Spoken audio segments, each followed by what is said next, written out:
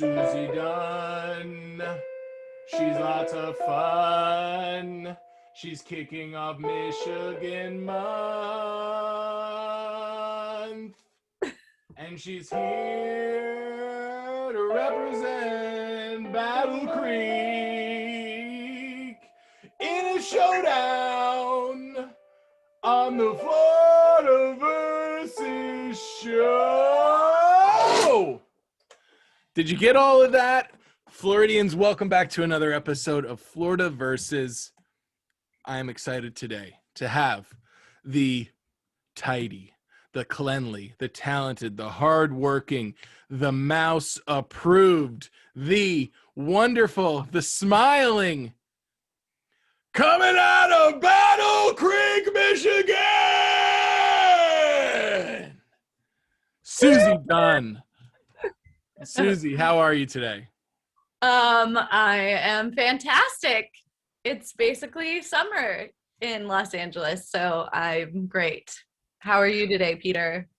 I'm doing good. I'm doing well. It took you a moment to answer that, and based on your answer, I assume that that you authentically checked in with yourself to see how good you were doing because you hesitated, not because you just gave a normal response. Yeah, I'm always trying to be as genuine as possible. Today it was hard. I do hard work today. It was a lot of work. I've been in meetings since 7 a.m. So, but it's a good day. It's beautiful. Amen. Amen to that. Well, Suzee, before we get into anything Battle Creek, Michigan related, would you like to plug anything to refer our listeners to where they can check you out on all the corners of the interweb? Yeah, they can go to my Instagram. Really is really the place. My tag is @bosswitch, obviously. But really, more than that, I would just want people to check out LA Community Fridges. I'd like for them to check out Al for LA. He's running in the Echo Park area. And I would like for them to check out Street Watch LA. All on Instagram. They're all doing really great mutual aid stuff. All right, great. Well, you have set the record now for most plugs on the program with 4. Congratulations to you. Those are all interesting and fun things. Let's talk about LA Community Fridges. What should people know about those things, particularly those that are living in Los Angeles? They are refrigerators set up across the city. You can go to their Instagram and it has their bio, their link in their bio. Mm-hmm.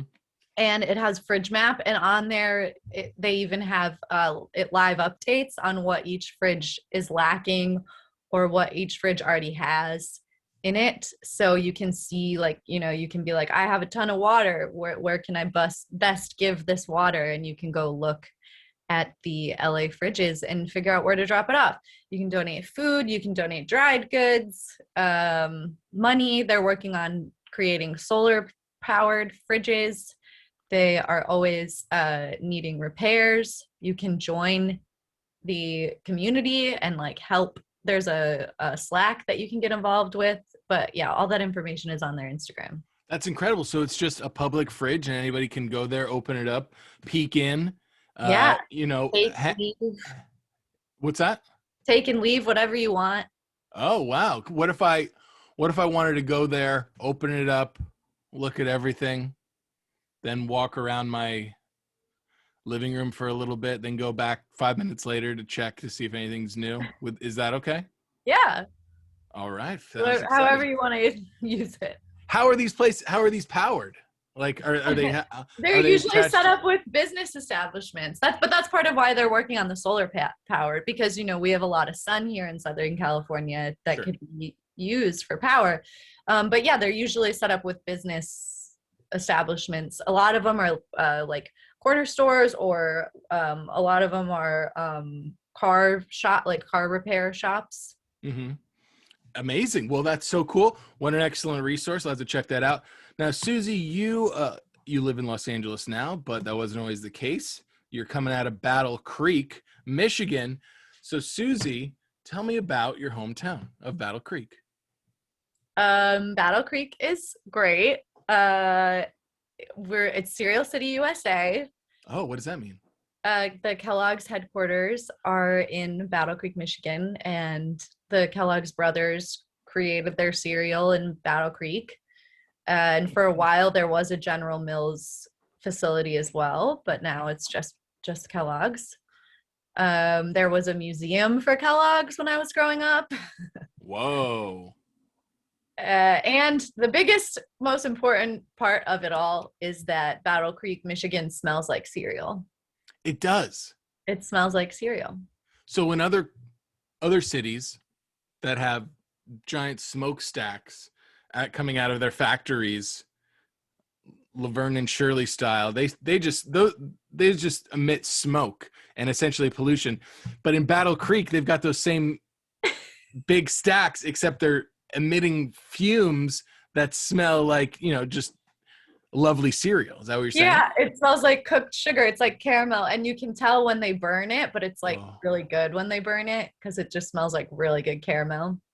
So you're saying, I think you're referring to Gary, Indiana, and it's not Gary, Indiana. Right. So oh my goodness, how exciting. So you could be walking out of school, take a big whiff of the air and say, oh, the Kellogg's, they're burning a batch right now. You could tell. Yeah, you can always tell. Wow, that's exciting. Would that always catch you off guard, those smells, or do you get used to it? At what point were you used to it? I think you're used to it pretty quickly, but I remember Michigan is very much a hockey state, right? And my brother grew up playing hockey.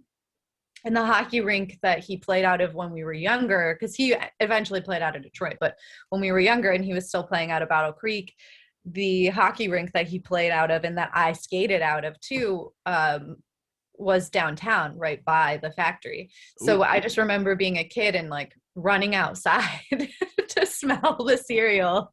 Oh, you'd run outside and then just stick your nose in the air. Yeah. Oh, fantastic. So in Florida, we have this insane humidity, and anybody that's raised there that doesn't get to go on, say, a summer trip with their family, they think, oh, this is just how the world is, until you get out. At what point did you realize, oh, this town smells like cereal, and America doesn't just smell like cereal? A long time, I assume. I assume a long time. But I mean, I was very lucky though. As a kid, I traveled a lot. I traveled a lot growing up. So, I think I knew. It also wasn't every day that it smelled like cereal. It was just when they were making the cereal. Well, yeah, I mean, we have the same kind of humidity as you guys. We just have lake effect humidity, not oceanfront humidity. Oh, well, with a combination of both of those things, the town smelling like cereal and a lakefront humidity, what's the disposition of the people there? You were, earlier when we were talking at the top of the show, you gave me a genuine answer when I asked you, how are you doing? Are most people polite there? What would I expect if I were in your hometown? Yeah, everyone in my hometown is the nicest person that you've ever met. They will, help you solve any issue that you have. We all know each other. I mean, how big is it? That's a great question. I know it's grown since I was there. Hold on, let me look that up. But sorry. You don't have to look it up. I mean, is it on par with 51,000 people? 51,000. 51,000 people. That's now. I would say that, let's see. I would say that when like the Battle Creek that I remember. Yeah. That's what I want to know. I don't know what I would say that it was probably 10 to 20,000 less when I was growing up. So there's more cereal than there is people in Battle Creek, Michigan. Yeah.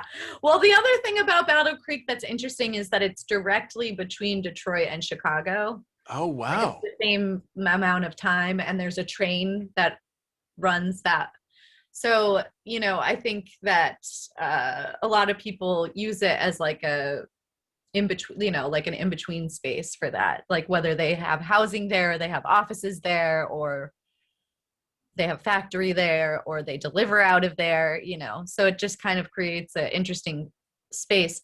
And the thing about our town is that downtown is very much separate from like the farm side, because there's a farm. Where I grew up, I drove by farms on my way to school. Oh, so And there's a farm side and there's a downtown side? yeah, that's like more of like the factories and the buildings, and that's where Kellogg's is, and a lot of people's parents work downtown. Holy cow. So yeah, so the equivalent of this in Florida, it would be Cape Coral, Fort Myers, my hometown, which is, some would say, between Miami and Tampa, hence Tamiami Trail, which is the combination of the words Tampa and Miami, also known as Alligator Alley. And people that arrive in between both of those cities in Fort Myers or Cape Coral, they essentially are only there to get their gas, refill up, or to go ahead and get, just essentially they broke down, or they're on the run from somebody in one of those other cities. I think a lot of people stop in Battle Creek to buy drugs. Oh, really? Yeah. So there's this big what? There's like a bit like what? Have you ever seen Beverly Hills Cop? You ever seen Beverly Hills Cop? Of course. Okay. So in that movie, Eddie Murphy's like, I found coffee grounds, and everyone's like, what talking about? No, I found coffee grounds in the boxes. And then only the chief knows that if you pack coffee grounds in a box, it throws off the scent for the drug sniffing dogs. So I would say in Battle Creek, we've got imports and exports coming in with drugs, but they're surrounded by Frosted Flakes. And Frosted Flakes. Yes. Frosted Flakes. They're great. Frosted Flakes and marshmallows. So that's what you're saying is happening in Battle Creek. Yeah, that's what I'm saying is happening in Battle Creek. What kind of drugs are we talking? Just the good stuff. All you have to say is either the good stuff or eh. I think it's good stuff. It's some good stuff. There's a lot of drug culture in Michigan. Like you got what? All the kinds. You got all kinds. You've got the stoners. Mm-hmm. Like Michigan, weed is legal for the most part, or it's decriminalized. Okay. For the most part, what does that mean? It's decriminalized as long as your skin's white? Well, I'm sure that comes into play, as it does always. Okay.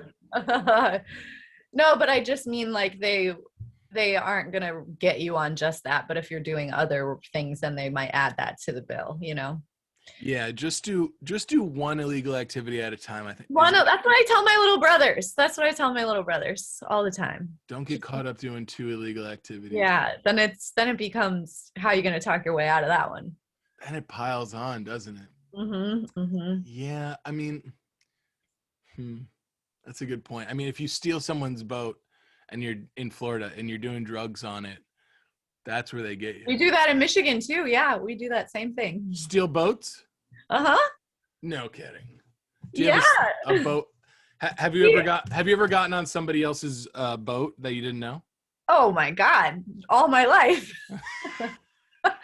Tell me about it. So many times. I think people forget that in Michigan, we have the Great Lakes, right? Which are basically like oceans. They're just fresh water. They're huge. They have beaches, like, you're out on the water. But I grew up on a small lake, not a Great Lake, a small lake called Gogwak Lake. And that's what keeps you humble. That's what keeps me humble, yeah. What was the name of the lake? I'm so humble. Gogwak Lake. Gogwak Lake. Yeah, good job. It's okay. It's a Native American word. I forget what it means. That's terrible that I don't know what it means. I grew up on the Caloosahatchee River, which is a Native American. Caloosahatchee means river, so it's river. It's the river. River's river. I guess, yeah. Yeah. And so, okay, tell me about one time that you got on a stranger's boat. Well, the thing is that you you get onto a stranger's boat, right? But then like in my hometown, because okay, so the lake that I All right, wait, let me rephrase that. Tell me about one time you got on a stranger's boat, and remember, your mother is listening. I don't know if she listens to these things anymore. I think she's given up at this point. But the lake I grew up on is kind of like you can like, it has two islands in the center on either end of it. Mm-hmm. And so you have to drive around it one way. But the one island that's closest to my house is like the party island. And for a long time, no one lived on it. And there was like an empty house. And folklore is that all the adults would go and like break in and swing on the weekends at this house. They would like ride their boats on the weekends in the summer and swing in the house. Your mom is going to be so upset you blew up her spot. I mean, if only I would love to empower her with that kind of freedom in life. Yeah, I think everybody listening is thinking exactly what you were about to say, which is, I wish my mom would swing. There's a time where that would have been tight. Tight, sick. Tight, good, happy for you. But yeah, so everyone anchors their boats up along this island, and you're drinking and you're hanging out, and you just pop around to the different boats. But most of the time, you might not know everyone, or it might be someone's boat who you don't know, but like someone. Which is where I've drank with high school teachers of mine. So not when I was in high school, when I was 21 years and older. Do you hear that? Do you hear that, Your Honor? So there's these swinging islands that exist off the coast of Battle Creek, Michigan. Yes. And so let's go Black Lake. It sounds like, hey, if you're on somebody else's boat and you don't know them, now's the best time to know them. Yes, that's exactly the culture of my hometown. That's what it sounds like. Yeah. Yeah, that's exactly the culture. And people are open to meeting other people, is what it sounds like. Yeah, one time this was when I was living in New York, but I was a nanny, and the family and I were out here in LA on a family trip. They brought me, and I had one day where I was like, they didn't need me, so I was just like exploring Manhattan Beach by myself.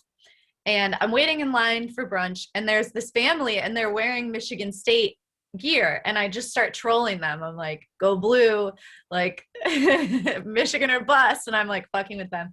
And so then we start talking, and come to find out, the guy plays golf with my brother.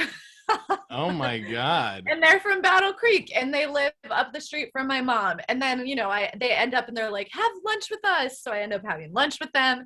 And like, I think I ended up having dinner with them like a couple nights later. And then I was just looking through old messages of mine on Facebook, and I got like a DM from one of my mom's friends who was like, I heard that you ran into my homecoming date and his family. What did you say back? Were you like, yeah, he was a pretty good lay? But his wife was better. Speaking of, that's incredible. Speaking of, so basically the attitude translates beyond the location, but growing up there, you're a friendly person. Everybody's friendly coming out of Battle Creek. And I think it's so funny because especially living in New York before living here, I would like, people are off put by it of me. Like they get so confused because I'm just like, hi, how's it going? And like actually want to know and actually want to engage. And like you said at the beginning of this, and I think people think that I'm disingenuous a lot of times, or that it's like put on or fake. And I'm just saying, no, this is just how it is. I mean, like I said, I would drive to high school. I would drive myself to high school, and I would drive by multiple farms on the way. And we would buy produce from the farms. They just had it out, and you just like wrote down what you took, and you put cash in the little deposit box, and you took it. And that was it. Wait, what's this? This is like at a farm. They had eggs out, they had corn out, they had whatever was in season that they were harvesting, and you just drove up and took what you wanted and made a note of what you took, and then put the cash in the little like drop box that they had on the honor system. Yeah. Get out. No, that's how we got eggs. Like that's too well. That's too Leave It to Beaver.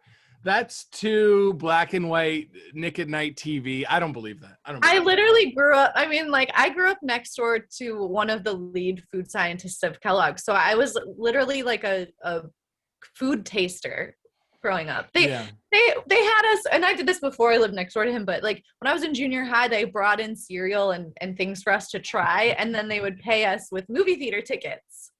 Like, that's just what this town is just like. It's, I mean, I don't know that it's this for people now, right? Like, I don't know that kids now are having this experience that I had. I would say that they probably aren't.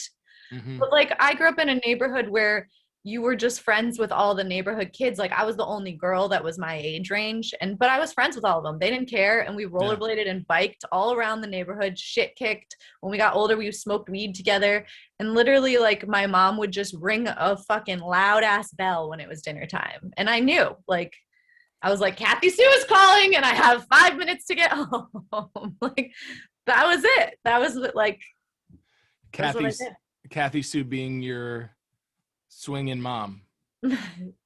Let the record show that my mother is not a swinger. Okay. Yes, Your Honor. That, what's interesting about doing this show is it's just that the world isn't how it is. It's how you see it. And I want to know about your Battle Creek. So this is an exciting way to get to know it through your eyes and also see the world. Before we go into our first segment here, I want to hear more about your time drinking with your high school teachers. What was that like? How does that come about, and what was that like? I mean, again, it's like we're all such a tight-knit community. So it's like your parents were already drinking with your high school teachers, and I remember. Oh. And your parents are drinking with the high school teachers. They're swinging with the high school teachers. They probably went to high school together. Oh, wow. Like, it's that. Like, my mom had, like, my fourth grade teacher was my mom's fourth grade teacher. Whoa. Like, it's like that. My kindergarten teacher is one of my closest family friends. Like, her kid, my brother was her son's best man. Like, it's just like that.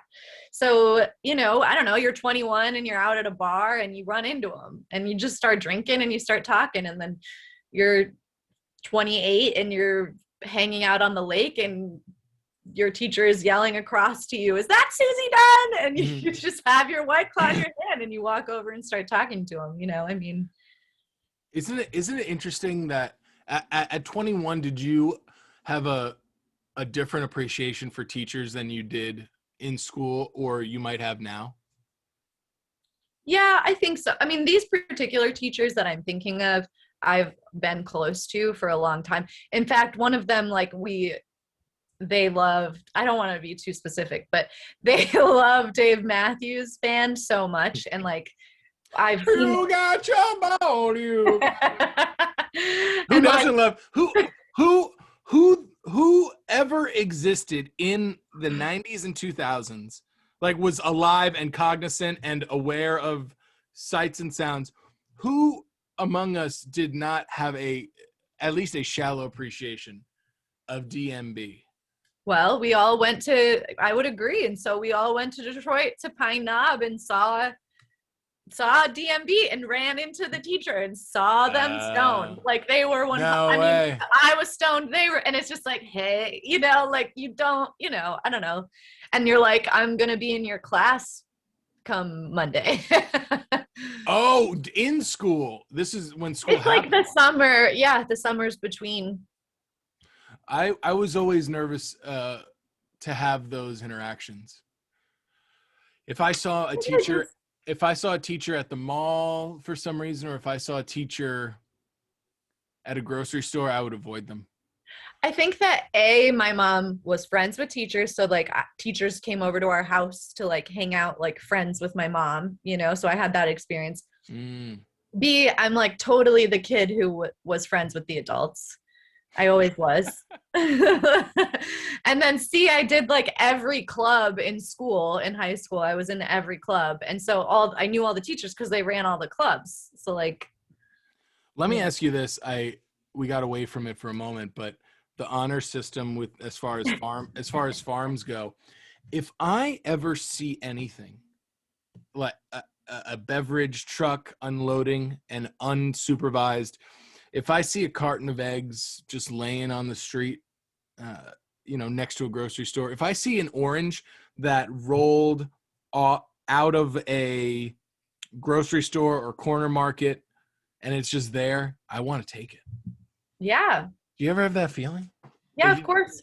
But you know what I always, to steal. Yeah, sunglasses, right? If you see sunglasses like out and around, they're yours. But I always think about that on the reverse, because I'm like, when I lose stuff, I hope that someone like you picked it up and took it and used it, rather than it just like sitting there and egg spoiling.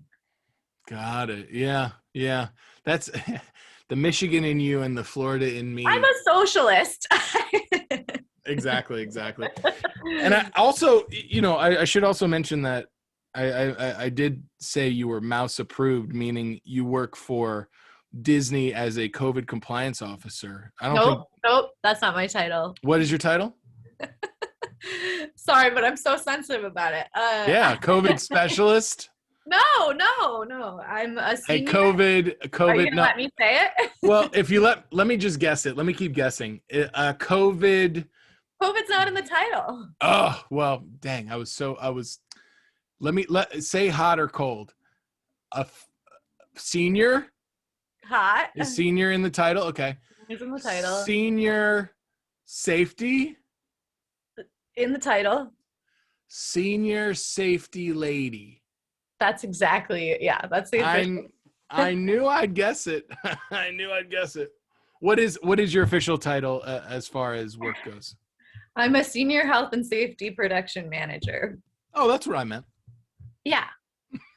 Well, that's fantastic. Do you think we'll be close to stealing sunglasses off of other people and picking up oranges off the floor anytime soon? Okay, nothing I say here has anything to do with Disney. I'm representing my own self on this podcast, and my own opinions are my own.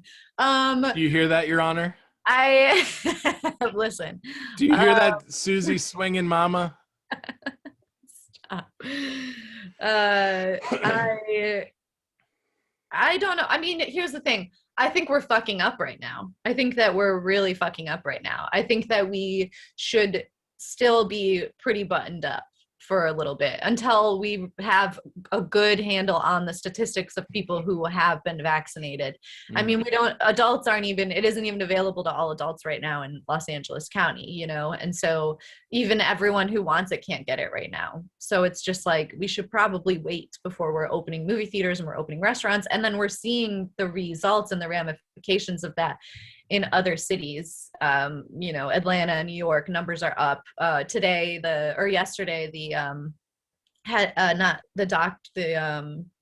what's her name? Shoot. See, this is what happens.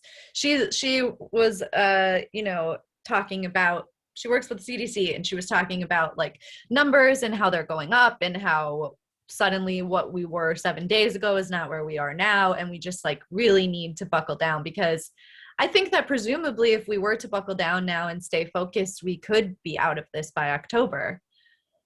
But I just worry that we aren't going to, and we're going to create a bunch of variants. Is it true that if someone gets their first shot, they can still catch COVID and then create a variant? Yes. Yeah, that is true. I mean, it's true that you can catch COVID after your second shot, after your 2-week incubation period.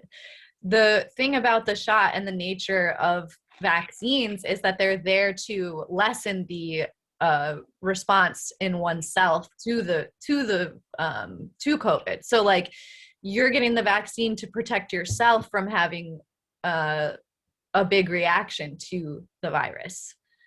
So you could still be a carrier, and you could give it to someone who is not vaccinated, and then they can have a deadly reaction to the virus. And then we don't know, right now, the booster that's included, that second shot that's included, it seems to be covering all of the variants that are popping up, because they originate from this same pool that we created the vaccine out of. But we don't know, that could change. I project that eventually we will get a booster shot for COVID-19, much like we do the flu shot. And each year they'll kind of adjust what the booster covers, like how they adjust the flu and they project what flu strain they think we're going to be experiencing where. And I think they'll do the same thing with COVID. So, I just think everyone needs to sit tight, at least at a minimum, until you're all the way through, have your second vaccine, all the way through your 2-week incubation period. Then maybe you could hang out with people who are vaccinated. But I mean, minimally, and I would hang out outside, and yeah, I would just sit tight for a little bit. So you're saying the vaccine essentially just lessens the side effects if you catch COVID. That's the point of it. That's why they created it. It's to make it so that hospital numbers aren't insurmountable. Goodness. And to make it so that people aren't dying. Goodness me. Well, that has certainly been in the headlines for, well over a year now. I'd like to transition into one of our most celebrated segments here. It's Headlines. Welcome to Headlines. All right, in this segment, I'm going to read a news headline, and we're going to determine through 2.5 rounds whether it happened in Florida or whether it happened in the great state of Michigan. Suzee, are you ready? I am ready. Okay, so here is the headline, and I'm going to alter it a little bit as to not give away the answer, but this person broke the Guinness World Record by seeing Avengers 191 times. Now, what happened was this person saw Avengers in theaters 191 times. Now, Suzee, in this first round, we'll go back and forth as to why you believe it happened in Michigan, and then I'll go and say why I believe it happened in Florida. Would you like to put any stakes on this? Because at the end, you'll be guessing where it's from. Would you like to put any stakes on this game? What do you mean? What do you mean stakes? You mean like a? So if you guess correctly, then I will essentially. Then I'll owe you. I'll owe you a smoothie. Okay, great. But if you get it wrong, then you will owe me $7,000. Okay. Okay. You heard it here, folks. It's a deal. Alrighty. So this person saw Avengers in theaters 191 times. Now we're talking about Avengers Endgame, and that movie came out in 2019. Now, Suzee, why could this have happened in Michigan? I can tell you exactly why this happened in Michigan. It's because there's nothing else to do in Michigan. Rude. So rude. Especially, well, I mean, I guess it's a little bit more dodgy with the Avengers movie because that probably came out in the summer, right? Yes, it came out April 26th, Oh, 2019. April. That's still the winter in Michigan. Yeah, this happened in Michigan. Because there's nothing else to do? There's nothing else to do. You just go to the movie theater. Since we're on the subject, what was it like going to the movies when you were a kid? What was it? And what was the name of your spot? Like everyone had their movie theater spot. Like what was the name of the movie theater? What was the vibe there? Was it like a runway show or what? I preferred West Columbia 7. Oh, the West Columbia 7. Which is out by the airport. That sounds like an Aaron Sorkin movie. West Columbia 7. But there was also the movie theater at the mall, which, if you went to the movie theater at the mall, then you could get COVID. Annie's cinnamon sugar pretzels. Okay. So there's an argument to be made there. But the other thing is that this is a small town, so the mall shuts down super early. And so they block off part of the mall and only the theater is open. So, it just depends. But I love West Columbia 7. The popcorn was better at West Columbia 7, which if you know me, you know that that's the most important element to the evening for me. So even as a kid, so like in high school and growing up, we had the Coralwood Mall in Cape Coral, and it was less of, let's say, middle school, high school. it was less of a movie going experience and more of a red carpet runway. That's what you go for. You get dressed up. Kids that went to school that have uniforms get to show out. And basically that's a place where teenage kids hook up and get fingered. I remember 2 kids getting in a fight because one kid fingered his girlfriend, and no, he fingered his girlfriend, and she was fine with it for all accounts. She was welcoming to it. And this other kid, this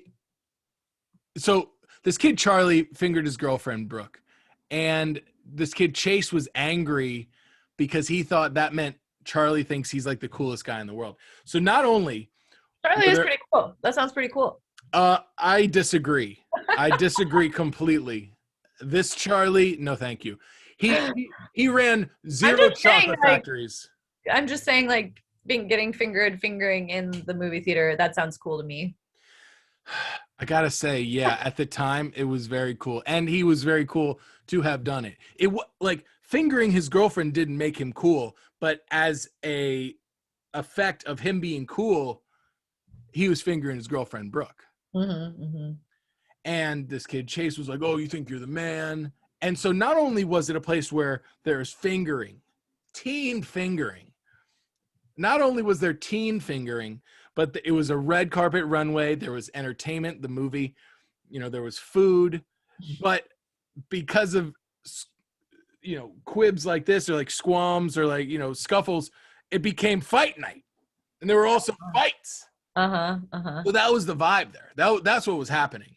Also, dangerous area, so dangerous that they closed it down. And for a little bit, we had to go across the bridge to a different movie theater. But that was the vibe in the movie theater for us. And I'd like to think that was the same everywhere, but just like Florida humidity, it's, it might be specific to Florida. What kind of like wild high school movie theater experiences did you have a front row seat to, or maybe something you were involved in? Well, I think all of that was happening probably, and that was all probably happening at the movie theater too. But for me, I'm like, I just think of like, I don't know. I was a theater kid, so we had like co-ed slumber parties way too early, and we were just like finger banging at people's houses where their parents weren't, or parents were upstairs and didn't like, I don't know. We were just doing it like in basements and in backyards and in bedrooms, so we didn't have to do it in the theater. Oh my god, that's so true. I think, man, I was just talking to Melissa Schumann about this on last week's episode, and what age is this happening? That you're describing this theater sleepover? Oh, well, I mean, I lost my virginity when I was 15. So right out of just high school, it was like, and then, we would have like spin the bottle parties or like ring of fire parties, or we would like somehow always end up naked. Someone was always naked. We had that too. Right out of the bat, like at 15, right away. Like it was just because there was nothing to do, and we all drank. I mean, everybody drank underage that I knew, and right. So that's what happens, when you put a bunch of horny teenagers together with alcohol in a house in the middle of the woods. See, we had a naked kid, and I know he's listening. He always listens, and I always have to have a 30-minute conversation with his lawyers every week, so I won't name him. But it was just more like, all right, well, this guy's naked. That means the party's at a different level. It's not that everybody was naked, but the way that you're describing the theater kids, I will always say this. If I have one regret about growing up, it's that I wasn't tighter with the theater community, or I didn't really buy into that. But it was, but I had my own reasons why I didn't, because, I was focused on soccer and other things. However, it sounds like the theater kids were a little more classy. Looking at the theater kids in my mind, the way you're describing them, there are four corners of the party. They're the popular kids. They're the jocks that are drinking beers, crushing beers.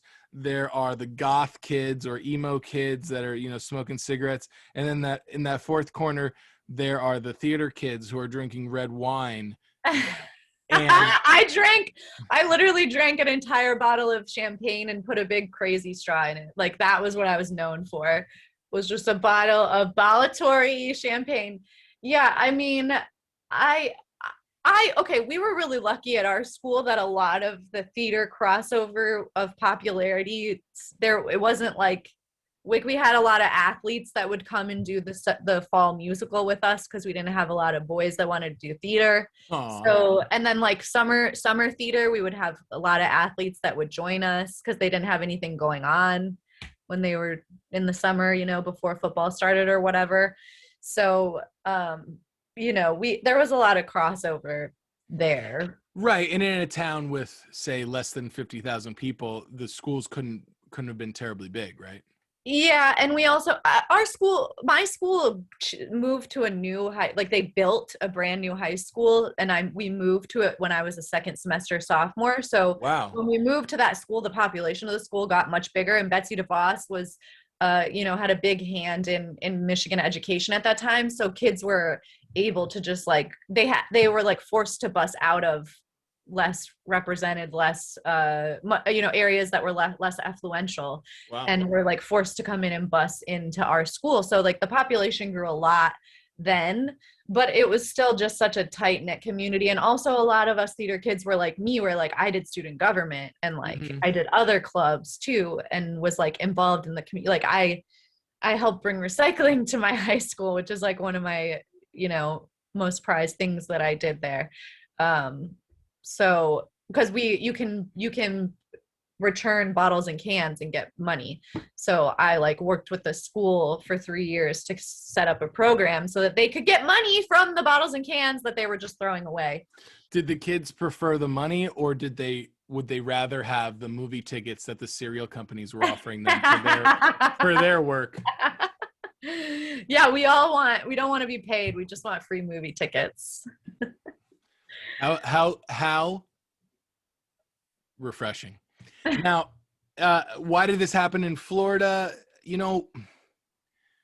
I feel like there are some movie theaters that, that's the thing. Is it about the movie theater or is it about the guy? And in thinking about this, I'd like to give an example how it's about the movie theater, and they're both just as guilty here. Okay. The movie theater, wherever this happened in the world, the movie theater, it should not be showing this movie 2 years after it has gone. Also, no looking this up on I'm not looking it up. Computer. Okay. She typed this in. She was like, oh gosh, No, I'm not looking it up. Yep. Okay. Yeah, she's cheating, folks. You heard it. You saw her here. If you're watching this on YouTube, you saw the exact moment where she was caught cheating. I'm dealing with emergencies, okay? Right, yeah. Like $7,000 in my bank account emergency. So I think it's the guy, because in Florida, everything starts either with a dare or I wonder how much of this I can do. There's no I keep talking about this with as far as partying and maybe alcohol, etc. But there's no limit.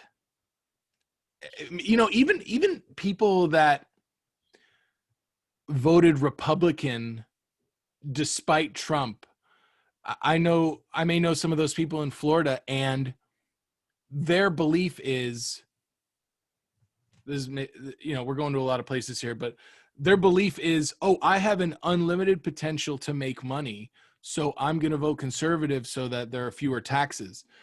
In that same mentality, I'm going to, wouldn't it be great if I could drink 100 beers and at the bar they give me my own mug and they write my name on the wall? They do stuff like that, Yeah.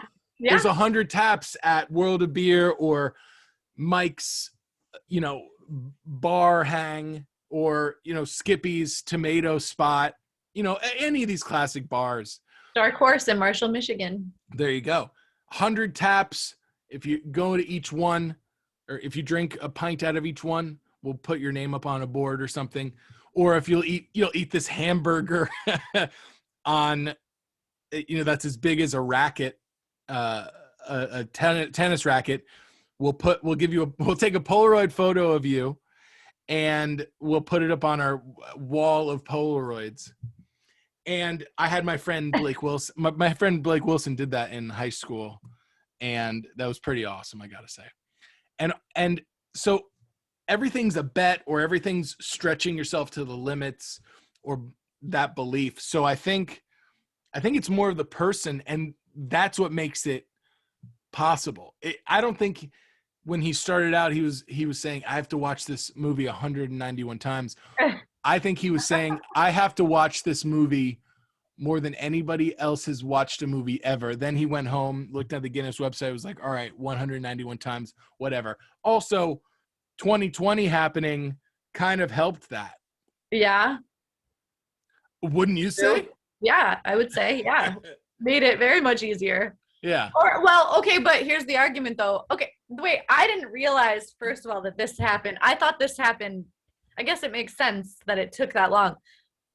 I thought this was like previous, but okay, it could make it easier that COVID happened, but also it could technically make it harder because if movie theaters shut down, but then maybe they left it open for him. I don't know. What's the story there? And if they left it open for him and they did that, then I would still argue Michigan even further because, Michiganders, of course, they're going to like, oh yeah, man, whatever you need, come on in. Like, come on in. Oh yeah, the COVID's out there. Oh come yeah, on watch the movie. It's fine. We'll leave you alone. Yeah. Avengers Endgame came out in 2019. I think everybody on the planet knows that, except for you. No. I thought that you're implying that that this spanned over, because that happened in end of 20 or like middle of 2019. So there was still time. I didn't think, did this happen during COVID? I thought this happened. The record was just recently broken. So it's been like this long spanning time. Right. The movie came out in theaters April 2019. Right. And this week. COVID didn't happen for like another, So this week he broke the record. So that's why I think it's happening in Florida. It's him. People like to stretch their limits. They like to, at least.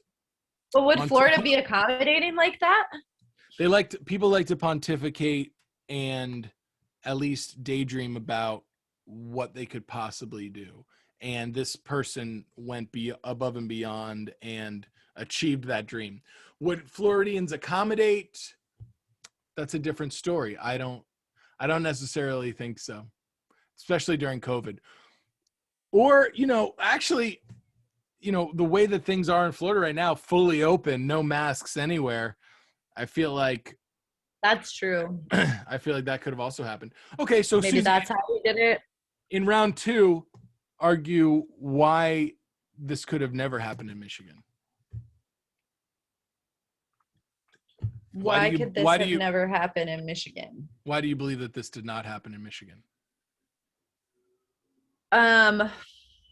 Because good old Gretchen Whitmer was like, Gretchen Whitmer was like, no movie theaters.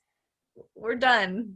It's just what you said. Like Florida was like, we're going to stay open and you can keep business as usual, keep doing what you want to do. But, Gretchen Whitmer, who's a great governor, we love her, we stan her. There's my dog. Hi, babe. She, said no to movie theaters. So that's why it couldn't happen in Michigan. Okay, fair enough. Do you think people play by the rules in Michigan, or are they like itching to break the law? I think that there's probably both parties, Michigan is like where bootlegging started when the prohibition was happening. Yeah. I have family lineage of people who were bootlegging liquor from Canada down through Michigan. Wow. And, Michigan is where cars were created. Michigan is where Motown was created. Michigan is where, I think people in Michigan, Detroit is in Michigan. I think people in Michigan are very capable of saying fuck the man and saying, this is bullshit. But I don't think they want to get in trouble. I think they want to do good. And I think that they, just want the law to be different mostly. Michigan's also weird and interesting because people voted like in the first Trump election in 2016. The Trump election. Oh yeah. Yes, 2016. Yeah. Yeah. They, people voted for Bernie in the primaries. Bernie won the Michigan primaries. And then same people, when he then wasn't running for president, then turned around and voted for Trump. So they're very much against the establishment. They don't want big government. They hate the Clintons there. They hate the Reagan. I mean, there's people who like Reagan economics, but that's always fascinated me. What aligns the people? What aligns a singular person that would vote for Bernie to also vote for Trump? What do they have in common? What do those two people have in common, or what exists within that one person to draw them to both candidates? I think at the time it was anti-government. It was like, we just want anti-establishment. We want the money to go somewhere else. They actually did a really good, the guys over at Crooked Media did a really good podcast episode of it they have this podcast called The Forest, which is basically like an exploration of what happened in 2016 and talking about how to see the trees rather than just the forest, right. And working through it and whatever. And they did an entire episode of just people from Michigan who voted for Bernie and then flipped and voted for Trump. And it's a very interesting episode that I highly recommend for anyone who's interested in like local politics on that level. But yeah, I think it's just people who are very anti-government and very anti-establishment, and they in their heart of hearts like wanted Bernie for the good that he could do, but then they were like, well, but I'm not going to vote for Hillary. And Hillary didn't come to Michigan. She didn't visit Michigan because she got sick, and so she didn't visit Michigan. And it just, I think it created this discourse then in everyone. Like everyone's like, well, fuck you, you don't care about us, like we don't care about government, we'll vote for Donald Trump. And I know a lot of people in Michigan felt bad about that after. I've supported Bernie for both cycles, most recent cycles, 16 and 2020. And looking back on it, I don't think he ever wanted to be president. I think he just wanted to push the needle, because if you think about what he was able to accomplish with at least getting Biden to promise further to appeal a little bit to the left, to push Hillary further to the left, to create room for AOC and people in the Senate and the House, and bringing more of his issues to light. I don't think he ever wanted to be president, because that would mean that all of his goodwill and his good nature would be ruined. And now he's kind of thought of as those people that we're describing voted for Trump or Bernie. They think of that one person that voted for Bernie and then switched to Trump, as you're saying, doesn't like government. I think they see him as the escape valve, essentially, like, oh, well, if Bernie was here, things would have been so much better. And I think he took that stance because I think he was eager to get out of the race last year around, I'd say, this time, when up until then he was the front runner. Yeah, I mean, I don't know if I could project that he didn't want. I mean, I would say maybe he didn't want to be president, but he felt like he needed to, like great power comes great responsibility kind of thing. That is what makes the best leader. Not necessarily reluctant, but somebody that is thrust into that position. In my mind, that's what makes the best movies. A protagonist that is thrust into a position. Think best example I can think of my favorite movies is Almost Famous. This guy, he has this opportunity, etc. And I think that's kind of what Obama ran on. That's 100% what Obama ran on. You know, and I'll say in my career, in my like life, in my experience, this job that I have now, I think was like, it just happened like all the way from the beginning and then into the, like, I've been promoted now. And like that promotion just lined up because of the things that I was naturally doing in the position and the place that I was in. And so when that position opened up, it was like, who's going to fill it? Obviously, I like, it was just, it made sense for me to fill the position. And this is the first job that I've ever had where I haven't been like, do I know what I'm doing? I don't know if I should be here. I don't know if I'm supposed to be here. You know, every other job I've been like, how did I get this? Where did this come from? But this one, it's like, it feels aligned and it's like, yeah, this is where you're supposed to be. So I think that is probably natural and like makes sense. And I think that's a lot of Bernie's energy. And I mean, yeah, I voted for Bernie in the 2016 election. I voted for Elizabeth Warren in the most recent one. I didn't necessarily enjoy doing that.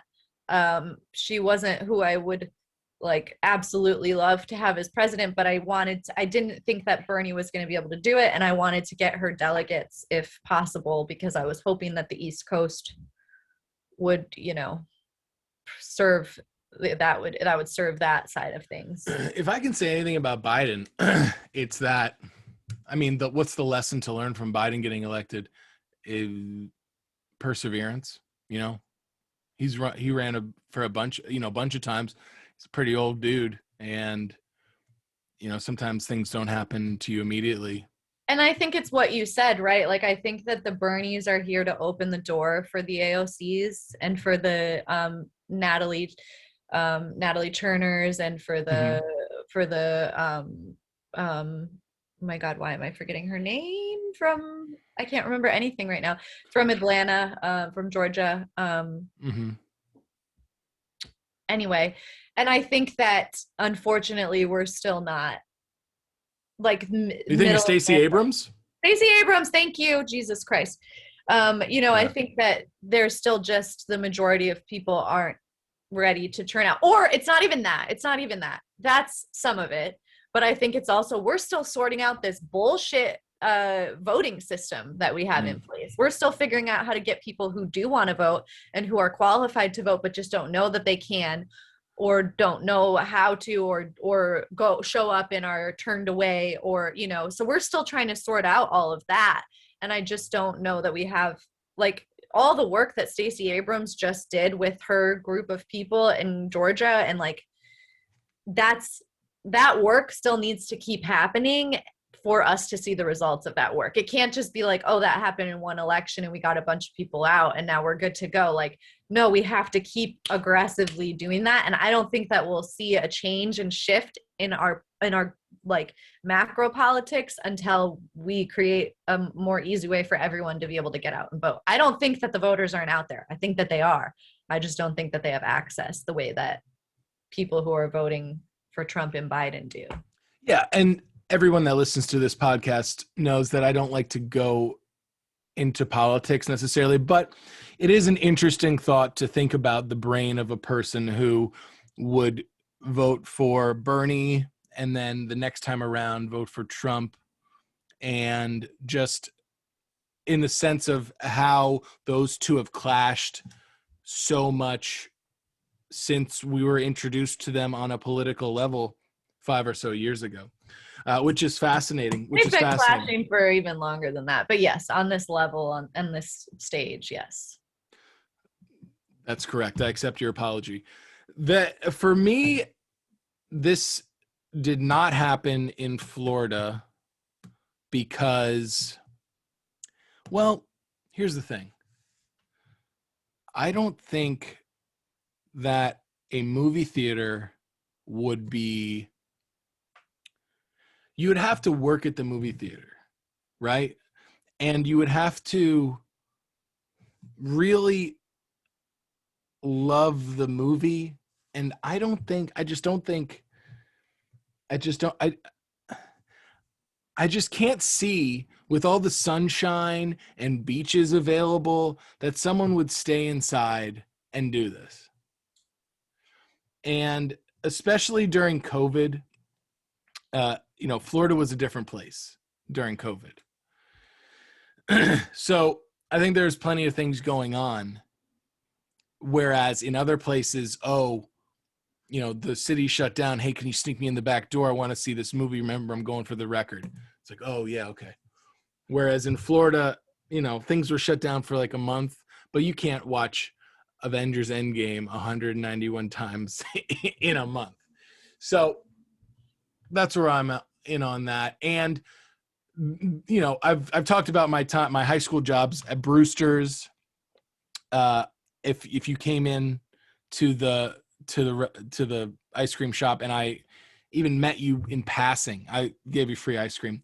There's this kid Jut who's a constant topic of conversation on this podcast. Very interesting guy, but regardless, he worked at one of the other movie theaters, and anytime I went in there, he always hooked it up, or he would always hook up anybody. So it's not outside the realm of possibility, but I think there were plenty of other things going on. And I also think, as far as movie theaters go, to shift to that, I think as soon as things are done in Florida, they're discarded. So this reel or DVD or whatever they're playing it on in the theater, it was either discarded or taken away. There's a lot of old movie theater posters circulating in Florida, a lot of really good thrifting treasures. So I wouldn't, I could see those things being discarded immediately and not just kicking around a movie theater for over 2 years,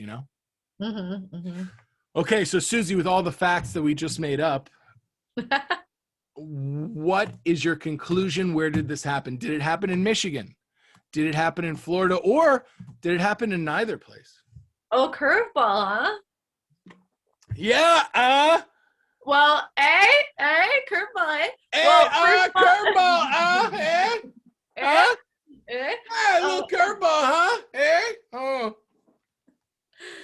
Okay, first of all, I'd like to say... Hold on a second. People in Michigan are just air horns. If you bump into anyone... Oh, yeah, what happens if you bump into someone in Michigan? You say, O-P-E. O-P-E.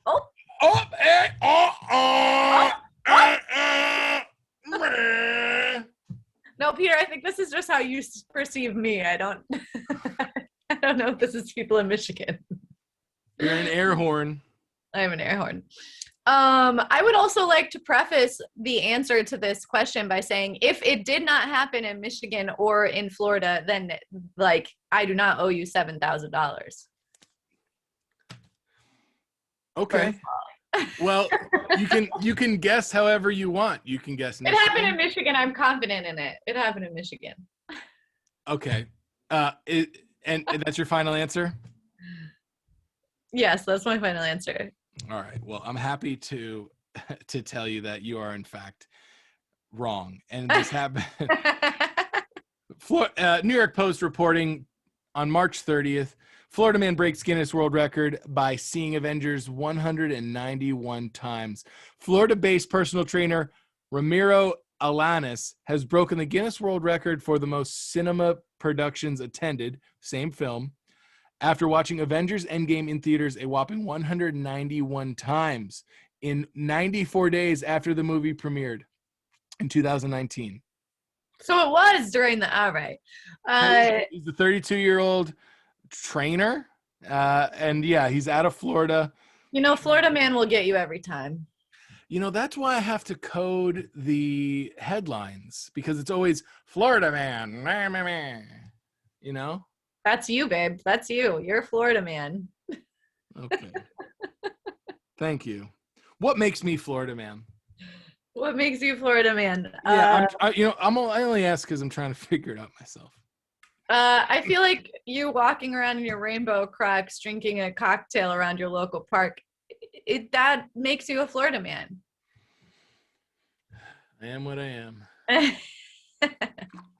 Said the great Popeye the Sailor Man. All right, well, we've got time for our final segment. It's one last thing, one good thing. Suzee Dunn, you've given us so much information about Battle Creek, about the people, about the smells, about the parties, about the teachers.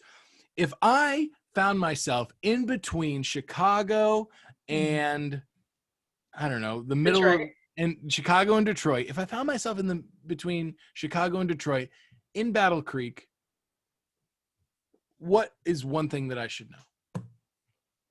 What is one thing that you should know? You should know that you should definitely bring your swimsuit. Oh. And be ready to jump into a lake. But you should be aware that that lake is going to be absolutely disgusting and you're going to want to shower before you do anything after. There is a photo of me. Maybe I can find it and you could share it. But there's a photo of me like laying on one of those water, like water bed things. Not water, A like water bed? Oh, no, like a floaty. Oh, okay. Like a floaty in the lake, just laying out. And I'm so pale. And so you can just see how disgusting the lake is that I'm laying in. It's like just brown and gross color. Oh, God. So definitely shower after. In Battle Creek, you got to shower. You got to make sure your swimsuit's there. And you got to be ready to swing with some moms. Am I right? But yes. And I want to say one thing. If you're going to eat dinner in Battle Creek, you should eat at Kitchen Proper. Kitchen Proper. What is there to order there? Their menu changes with the season, as most good Michigan restaurants do. But it's just like good home American cooking. Like you got your chicken, you got your steak, you got your salads. Like it's just really good food. It's family owned, local owned. Like a diner type of thing? I'll find like a not a diner. It's just like I'll find like a country fried chicken or like a chicken fried steak. No. What am I going to find in there? Like a roasted chicken, like like a chicken breast and a chicken leg roasted chicken with like nice. It's nice. It's good food. It's like farm to table, like local owned, like, yeah. And what's the name of the place? Kitchen Proper. Kitchen Proper. Holy moly. I can't wait to visit Kitchen Proper in Battle Creek, Michigan. Also, if you're going to go, you got to call me. You got to let me know. Like, I got to give you the guidance. Do you want to give your phone number out right now on the podcast? No, but if it's the summer, you're going to want to order Volcanoes Pizza too. I could talk about food in Battle Creek all day long. Well, we're going to definitely go to Volcanoes. We're going to definitely visit Kitchen Proper if we're in Battle Creek, Michigan. Suzee Dunn, thank you so much for joining us here on the Florida Versus podcast. Really appreciate your time. I can't wait to visit Battle Creek. And Floridians, thanks for listening. I'll talk to you next time.